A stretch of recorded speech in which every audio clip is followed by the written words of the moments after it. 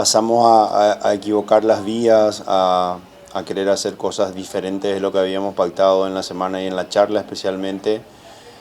A partir en el momento ese que dije, del 20 o 18, 20 minutos del primer tiempo, donde ellos se aprovecharon bien con un contraataque después de un córner y tuvieron dos jugadas buenas de vuelta para poder convertir, y Alfredo nos salvó o ellos se equivocaron, y parece que el segundo tiempo volvimos mejor en los aspectos que nos habíamos equivocado en el primero, y creamos más chances, jugamos mejor, y creo que dentro de todo un partido parejo, leve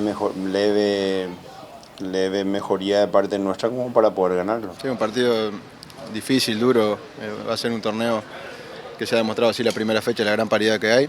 Hoy tuvimos la tercera victoria consecutiva, que no va a ser nada fácil para ningún equipo en este torneo lograrla. Tuvimos fortuna en el primer tiempo, nos salvamos un par de veces jugadas claras. Creo que Alfredo tuvo una gran tarde hoy y nos ayudó a ganar el partido. Bueno, por suerte después pudimos abrir el marcador y después sí lo manejamos con más tranquilidad, y creo que fuimos merecedores de ganar el partido. Creo que sí, obviamente nosotros siempre tenemos una idea clara de jugar la pelota, de hacer jugar y ganar por fuera, por dentro, y no, obviamente confianza, sacar puntos de ventaja al inicio del campeonato, y es importante para nosotros y para seguir mejorando cada día.